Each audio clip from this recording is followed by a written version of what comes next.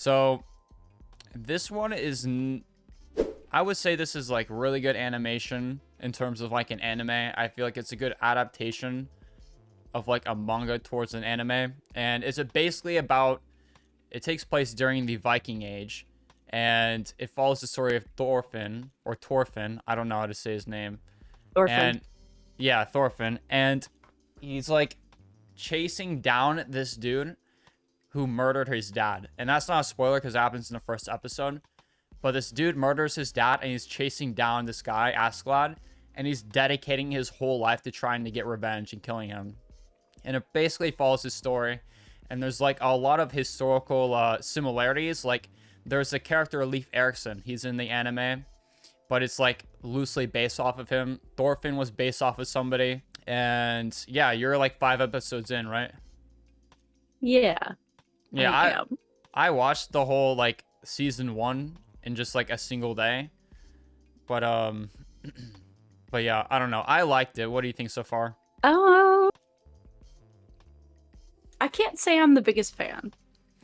Yeah, I kind of had a feeling that maybe you weren't gonna be a huge fan of it because I feel like you don't like those types of animes, like the fighting ones and stuff.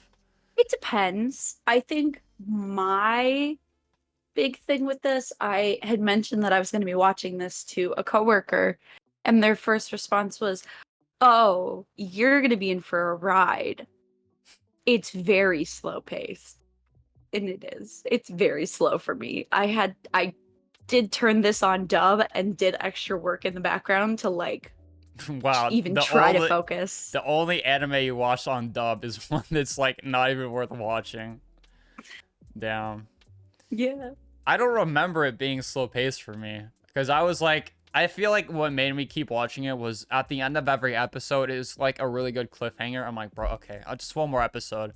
And like by the time I knew it was like 3 a.m. and I was like finished with the whole series, but I don't know. Vikings have also never been like a large, I don't know if you say mythology or whatever it would be, but they've never been like in the forefront of my brain. I didn't really care too much for Vikings either, but this kind of like made me more interested in it. I think his dad was pretty cool.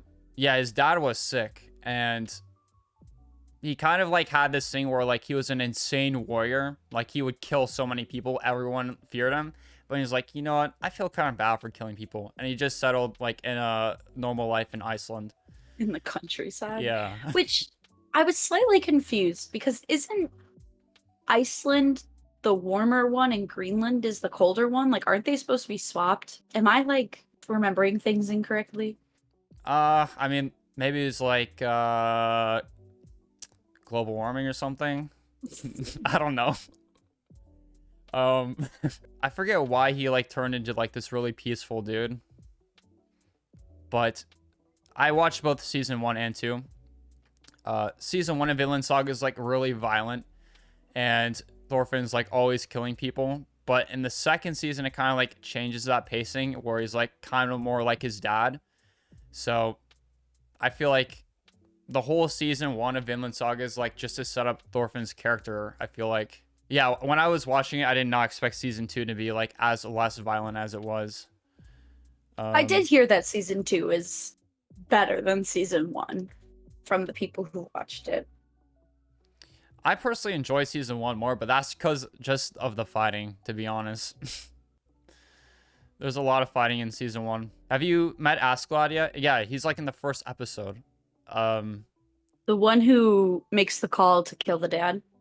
Yeah, he said he was going to honor the fight. Like he's gonna fight Thorfinn's dad, who's Thor's, I think. And then like at the very end, like he lost the fight. It was so obvious. Like he fought with his sword. His sword got cut in half, I think. And then he's like, all right, I give up. He puts his hands up, and then he like does this call for the archers. Like a million shots down at Thor's, and Thor's is just dead. And then last one, like Thorfinn was like, yo, I gotta kill this dude for my dad's honor. And he joins basically Askeladd's group of Vikings in order to do that. Wait. He joins his enemy's Vikings to defeat his enemy? Yeah. I mean, he was following them for a little bit, and then He's like, you know what, just join, kid. And he joins. And he's basically, because what Thorfinn wants to do is he wants to fight Askeladd in a fair battle. Because he had a chance to kill Askeladd in his sleep, but he didn't do it. Which, I don't know what the difference is between a fair fight and like killing someone in their sleep. It seems like the same thing to me, but I believe in some ideologies, killing someone in their sleep is like frowned upon. It's seen as weak, oh yeah, because Vikings were like warriors. and you don't give them a chance to fight back. And that's, I mean, yeah, that's usually what I've heard from that ideation.